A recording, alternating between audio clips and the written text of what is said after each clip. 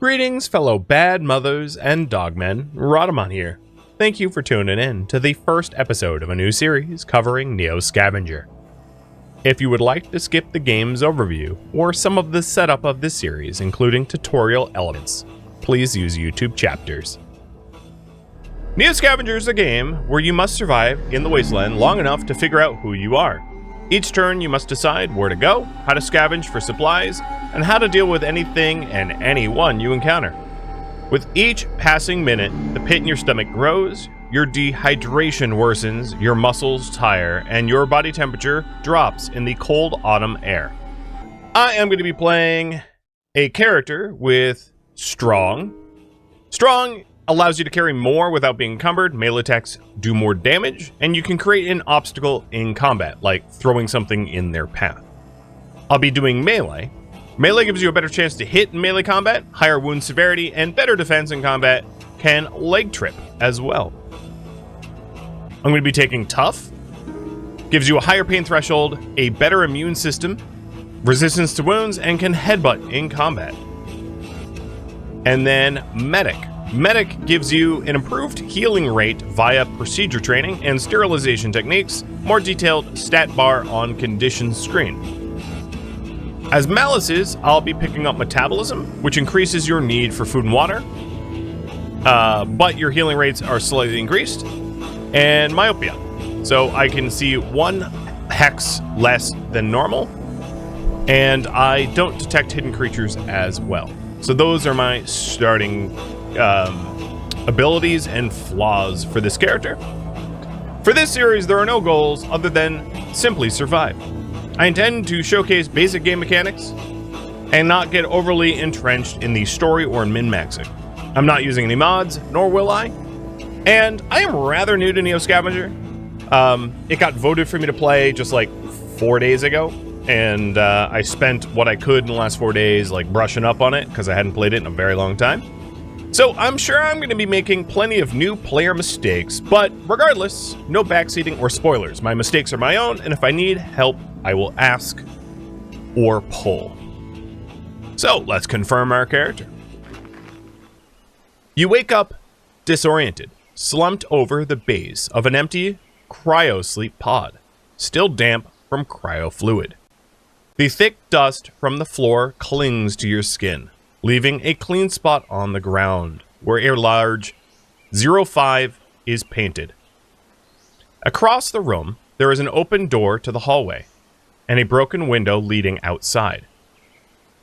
Just as you gather your wits, an unearthly scream erupts from down the hall beyond the doorway.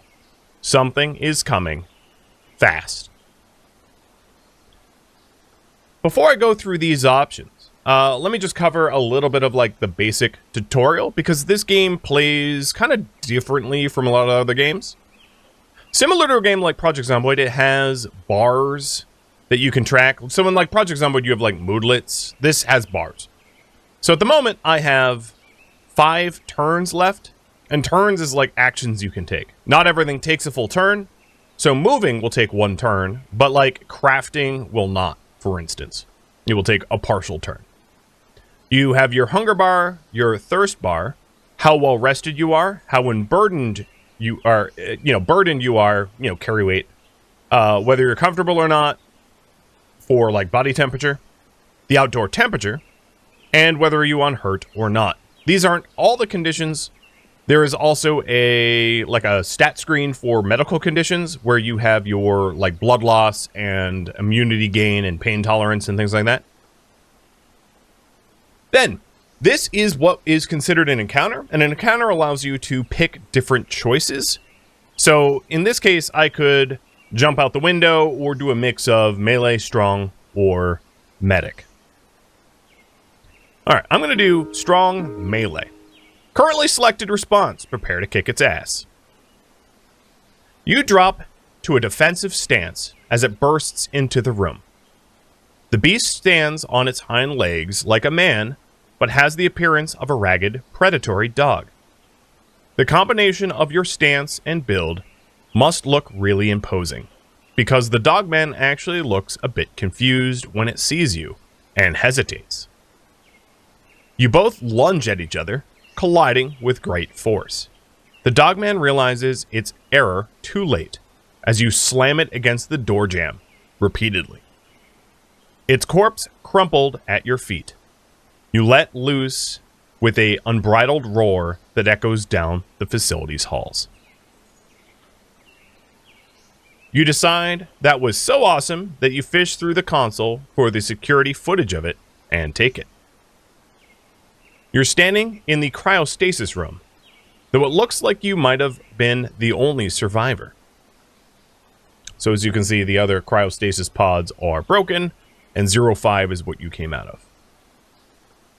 I'm going to search the console for the records. You check the console for any patient info and come across 3 records. Tank number 1, Anton Bubler. Tank number 5, Philip Kindred.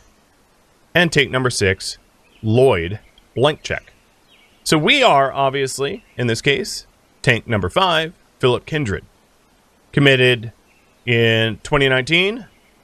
No data, with a Detroit savings bank account. Okay. I'm going to climb out the window. You decide to go outside and see if you can figure out where you are. Avoiding the broken glass, you step onto the sill and outside, rustling some plants that have grown wild in the area. It's cool outside and damp, probably morning. The distant report of a gun catches your attention. You cock your head, listening, but it's over as quickly as it started. Obviously, you're not alone out here, though that doesn't necessarily comfort you. You're in the parking lot of the Gyges cryo facility, but everything looks disused and in disrepair. Plants have pushed their way through the pavement and over the facility. Worst of all, nothing looks familiar. You don't remember this place, or even who you are. Your frustration mounts, but you catch it and put it in check.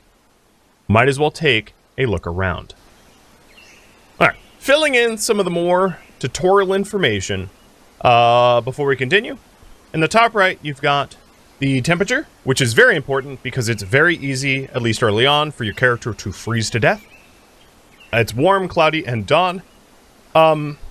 Sunlight can be very useful in order to start fires because you can use like stuff like glass to help set a fire when you have sunlight. So that is also relevant. And then, of course, during daytime hours, it's going to be a lot easier to explore because you can see. And at night, you know, you're going to essentially be blind. So keeping track of the time of day is really important. Then you have some actions here. So end turn, you wouldn't want to necessarily end turn while you have moves left, but you can end turn, you can run. There are sometimes you can't run if you're like crippled or you're carrying something like a vehicle. Vehicles in this game are a little weird. When I say vehicle, what I mean is like a sled. Like a plastic sled with a cord, or maybe, you know, a shopping cart. That would be a vehicle. You can hide.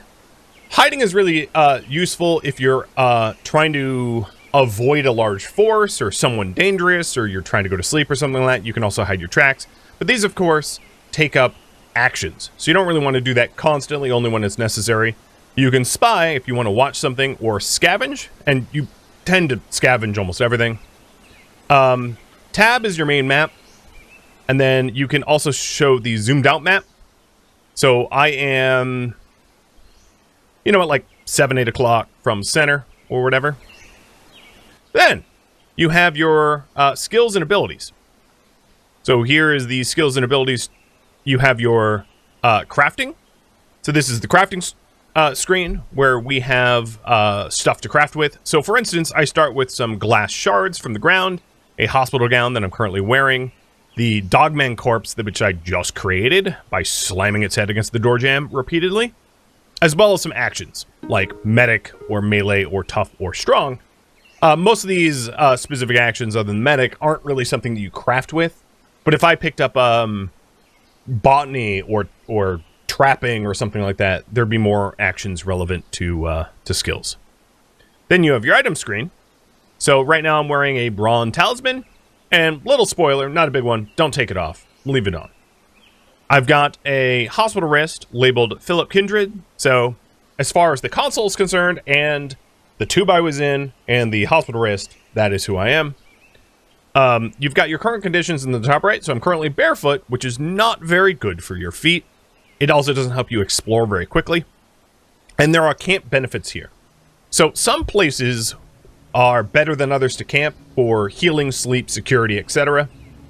And then in this screen, as you can see, we also have blood supply, immune system, and pain tolerance, which are other sort of sliders to keep track of. So this is the medical screen, which is kind of the same as the screen you just saw, but it would show any medical conditions relevant for the most part. So if I got bruised or cut or scratched or whatever. The camping screen. So right now, it's just any old spot on the ground, which offers, basically no shelter or no healing, which, you really shouldn't ever use unless you're otherwise screwed. And then the vehicle screen, which, I don't have a vehicle. All right, at this point, what I'm going to do is I'm going to go back into the facility, so I'm going to scavenge it. And I'm going to scavenge the cryo facility. Despite its high-tech appearance, this facility seems to be tucked away in the wilderness out of sight. This bodes well for the chances of finding something of value, or even shelter, providing nothing else has set up shop here with those same ideas. I'm going to use my medical knowledge for scavenging. You found something. Go to the item screen to see what it is, and in this case, I'm just going to hit Q. And I found a first aid kit, and it looks pretty loaded, which is great. Things to note. Condition is a big deal. Basically, everything wears down. Your clothing wears out, your shoes wear out, your tools wear out, everything wears out.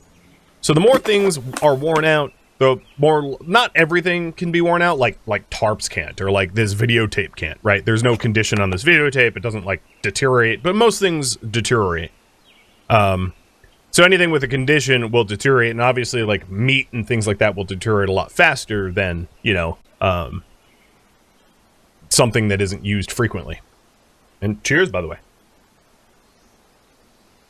And yes, there is an economy here, so the USD value is important. And you can track how much it's worth. So for instance, this plastic pill bottle is empty. I don't need to carry it around with me. There's also a weight, right? Unburdened is what I'm currently at. And if I carry around the Dogman corpse, I'm immediately overloaded, right? It's not reasonable to walk around with a almost 200 kilogram Dogman corpse. That's ridiculous. So you got to keep your weight in check. I did happen to have an insane amount of hydrocodone. It's pretty rare to start with this much hydrocodone. And then I have one amoxicillin, which is funny because in real life I'm allergic to it. And then 2 clean rags. It's not much, but it's something, I guess. I'm going to take the security footage because why not? I'm going to leave the pill bottle because it doesn't do me any good. And then I am going to use the facility. So we've already searched the records. We've already left the facility, but I'm going to explore down the hall. Outside the cryo chamber, there is a debris-filled corridor that looks disused. You climb over piles of refuse and rubble and come across a blocked doorway. A plaque on the wall reads, Exam Room 17. Forcing the barricade aside, you peer into what looks like a clinic exam room. While there appears to be little worth looting, this room looks like it'd make a great hole-up site. And Exam Room 17 has been added to this Hex's campsites. The exam room isn't much to look at, but it's secure and sheltered from the elements.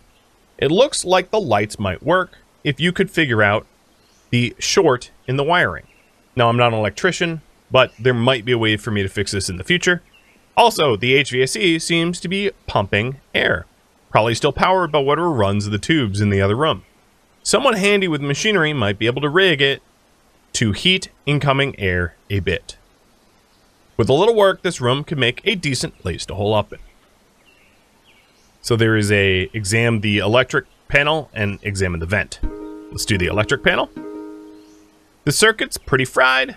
It takes someone with electrician skill to even guess if it could be repaired. And the vent. Yep, it's a vent. Sure would be nice if one of those mechanic or maintenance guys were around. Alright, let's re-enter the cryo chamber and then leave the cryo facility. Okay, and that used up one of my moves. I had 5, now I have 4. It's important to keep an eye on that. Hitting Q, we can see that there's still the Dogman corpse. And what I'm going to do is hit X, and X is your crafting screen. And I'm going to take one of these glass shards and the corpse and butcher it. Because why not? Now there's a whole bunch of raw meat and chunks of fur. Unfortunately, I don't really have a bag or anything like that. So I'm just going to hold a chunk of meat in my hands. Like I'm some sort of, well, post-apocalyptic murderer of sorts, I guess. Alright, and that, of course, took up a move as well. Now, here is where the game will start to fork. Everything up to this point has more or less been scripted.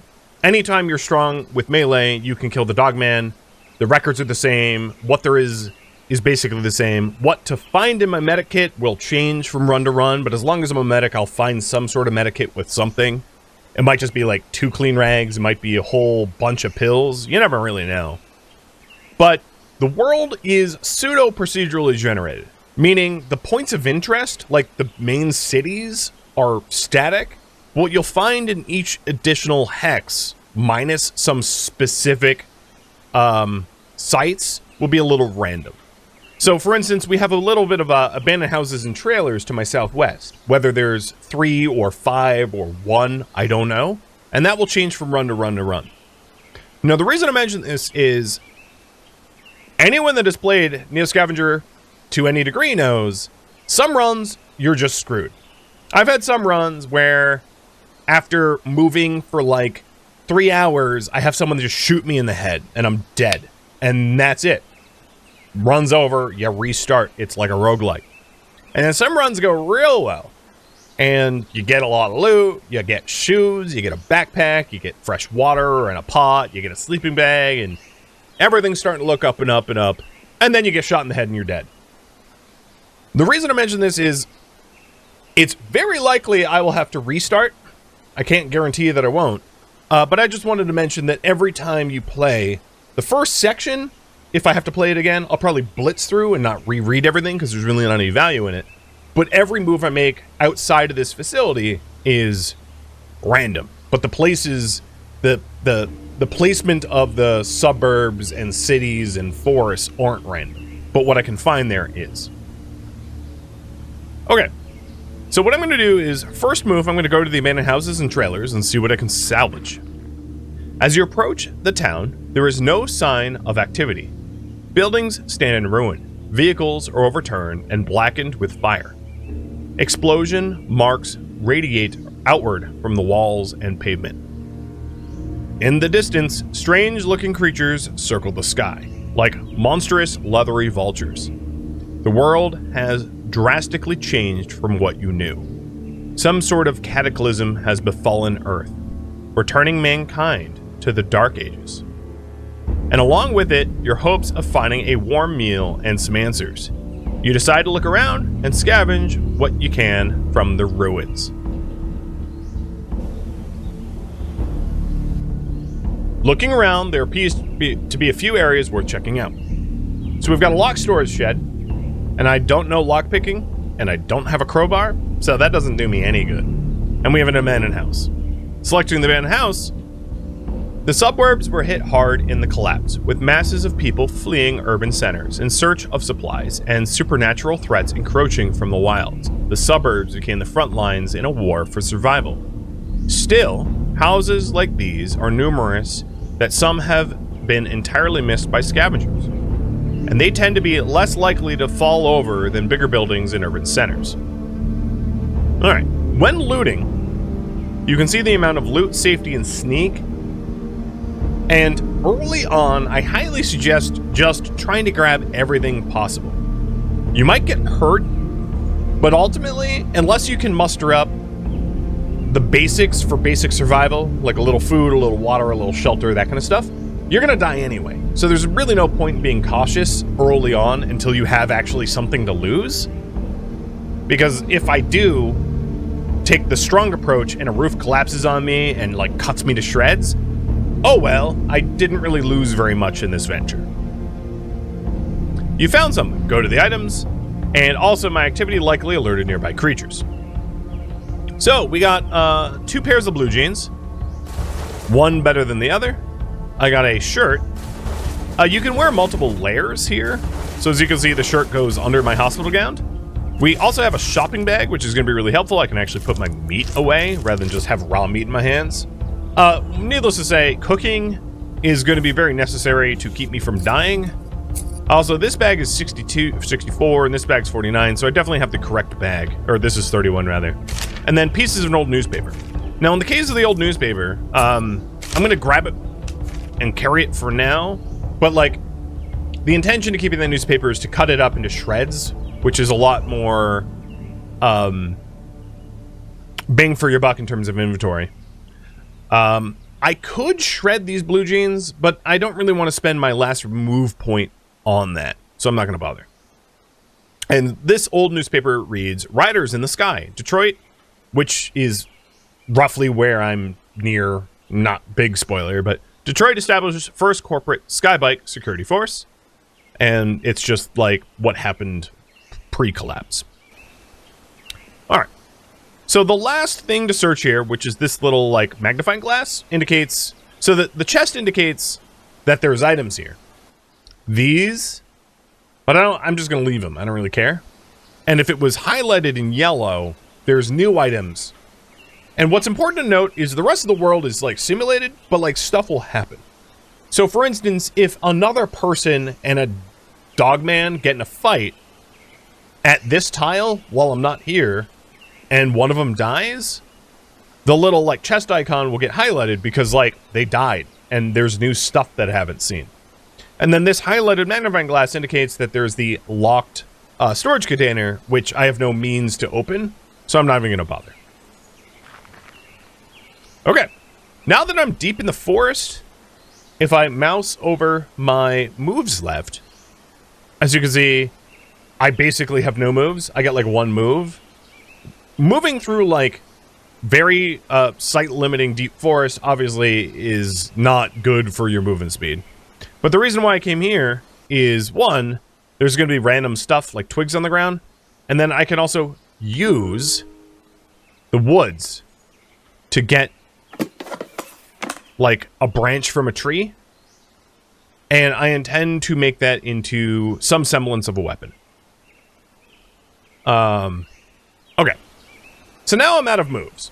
And when you're out of moves, you can still like use items and things, but you can't do any crafting. You can't like... So if I wanted to like drink water or eat meat, something like that, I'd be able to. But I wouldn't be able to, you know, craft or move somewhere else.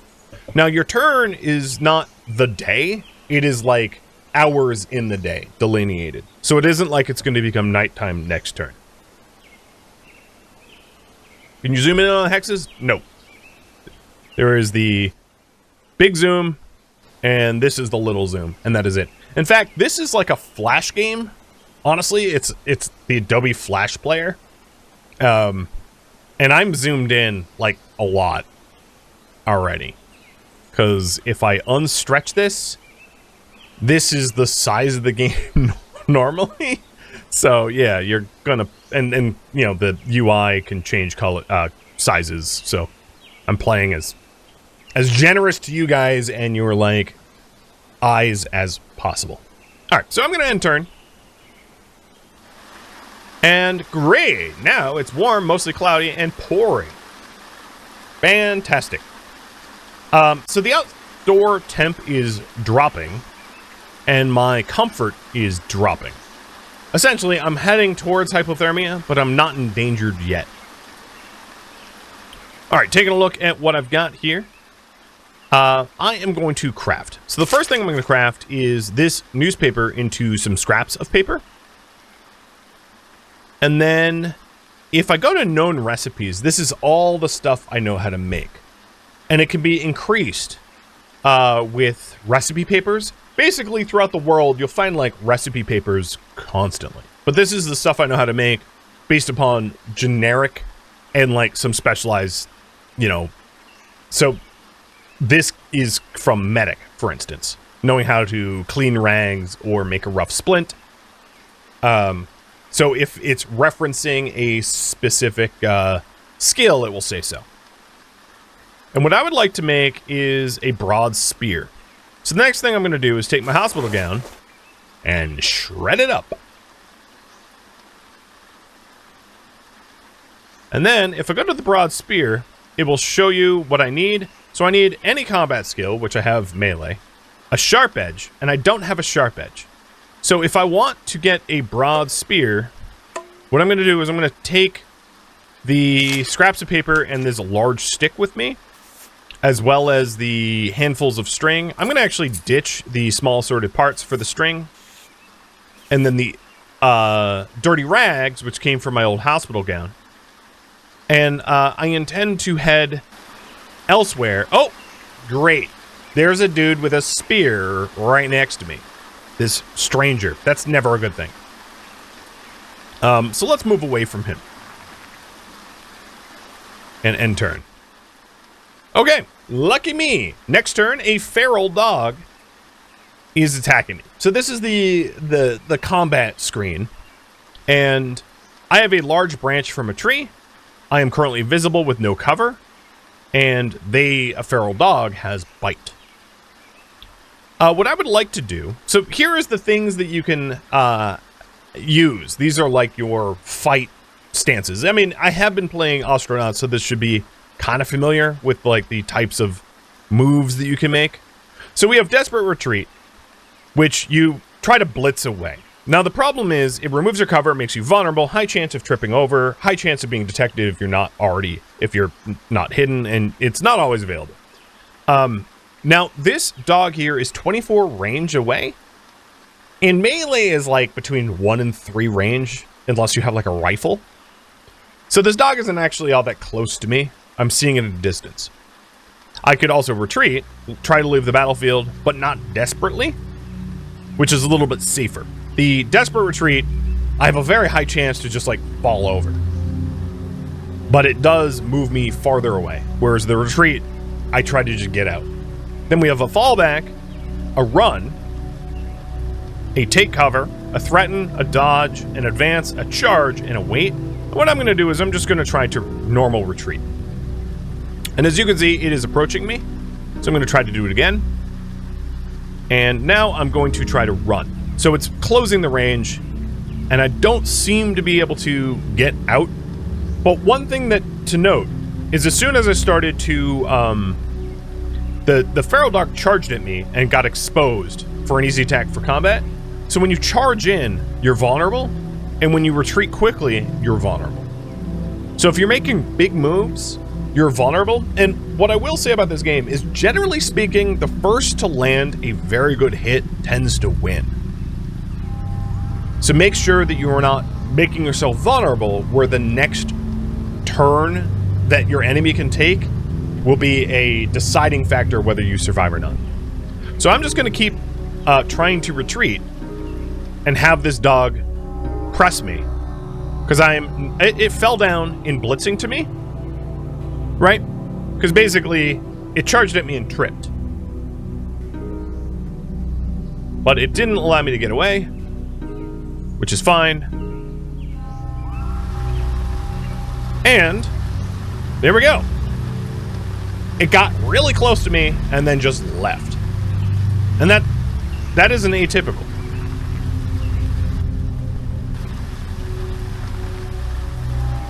So now I'm moving away from that stranger that I saw to my east, keeping in mind, of course, that I am leaving tracks. So if it wanted to follow me, it could, or whoever that was, the stranger.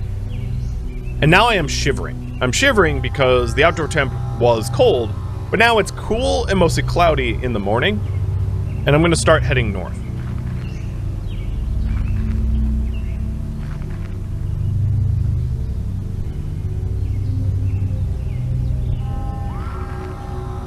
And the open plains are going to be a little bit easier for me to traverse. And, oh, berries. So in this case, some of the knowledge I have of this game is going to come in handy here. Berries that are black or blue are always safe. Whereas White and yellow berries, not so much. Mushrooms, not so much. And red berries, not so much. But the blue and black berries, you're good. You can eat them. So I just ate those berries.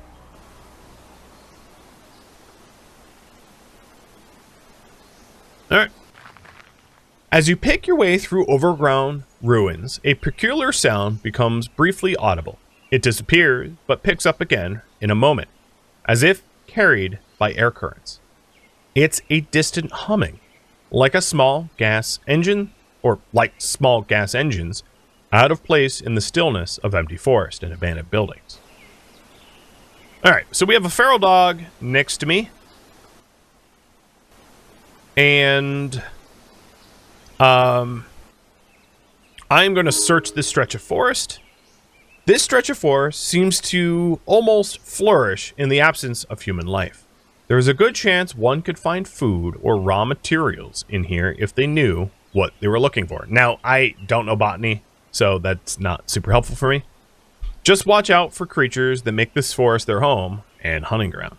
And I will search it using scavenge brutishly. You found something. You're also likely to alert nearby creatures. So I found mushrooms, not going to help me. I'm going to move north into the pile of rubble from what was a city. You found a disused correctional facility. Heavy metal cell doors, bars, and utilitarian furniture still bolted to the floor. Doesn't take long to see that you aren't alone. One full block of cells is occupied. Guards lounging around, all wearing torn leathers. Gangers. Met them before. They're meat market dealers. Deal mostly in slaves, all kinds. Breeders, workers, prostitutes. Sometimes the eaten kind. Always a big demand for those. So, whoever's in the cells needs my help. Creep closer and investigate. Risky, but maybe you can save someone. Looks too well guarded. Nothing you can do. Leave. A lot of plastic rubbers around. Might be able to snag that lighter and start a fire. The toxic fumes may take care of the lot. Or, if you deal direct, maybe you could swing a good deal on a slave, resell them for profit.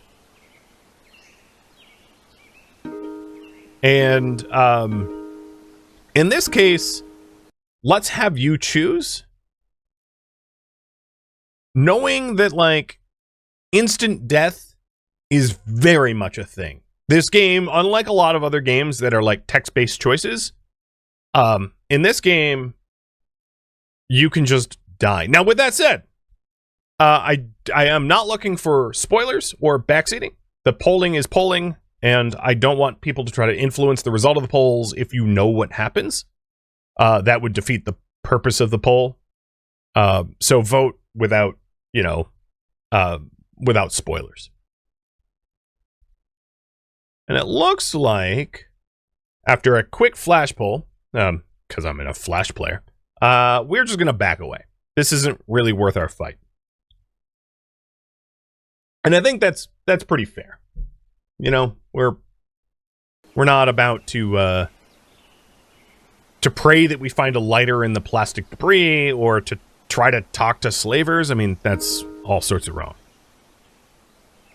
Slaves and slavers, nothing new here. Anyone released from the cells is bound to be in poor condition and unable to evade the guards. Shrugging your shoulders, you leave, but not for snagging your foot on a protruding bolt in the floor. Like the other ones holding on the prison decor. Man, that hurt. Luckily, it's not an actual medical condition. It was just flavor text. So there's a feral dog next to me, and I'm currently out of moves. So it's very likely that I get attacked. But currently it is cool and clear. And clear is important because clear, if I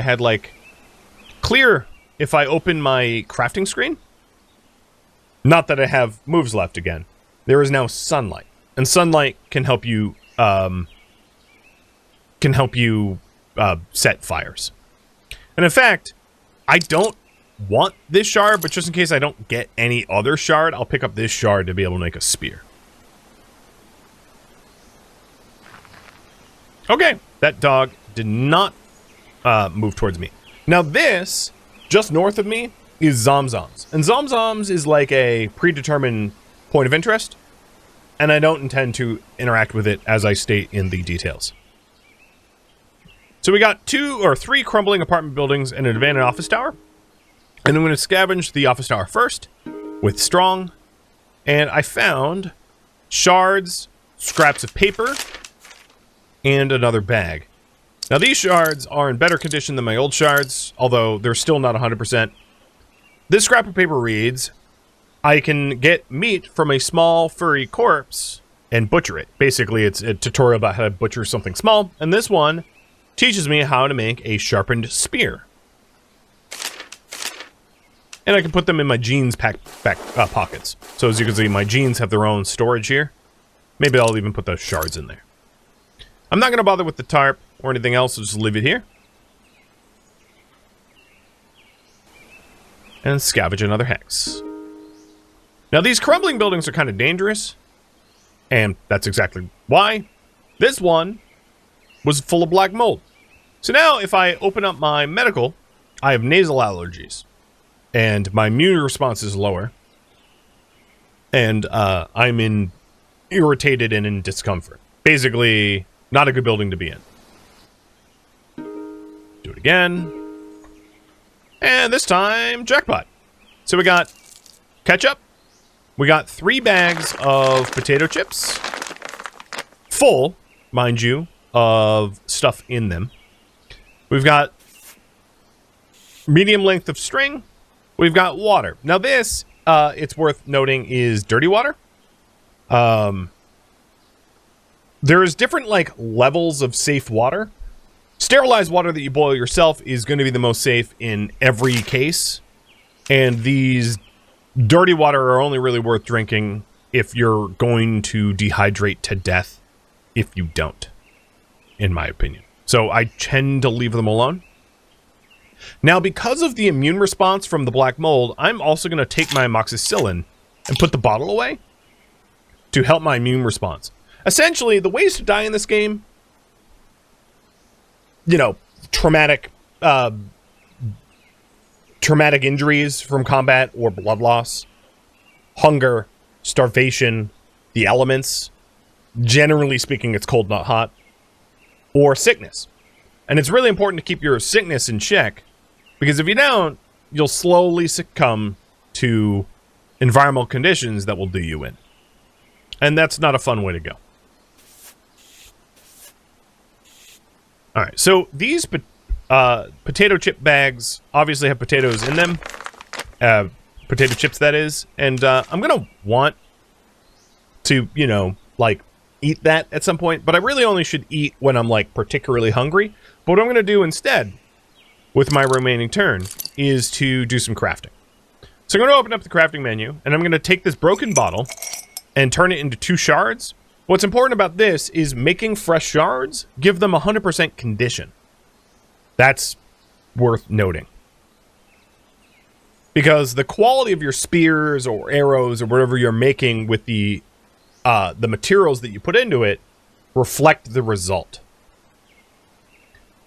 So these shards are going to be way better at making a spear than the broken ones. Alright, then next known recipe, I'm going to make a broad spear. So there's different types of spears. I don't have a flame source, so I can't make a hardened one. And a sharpened spear is like a... it's you just like whittling a spear point. But a broad spear has a lot more cutting, because you're sticking the glass at the end. Now, unfortunately... why is it such a low condition?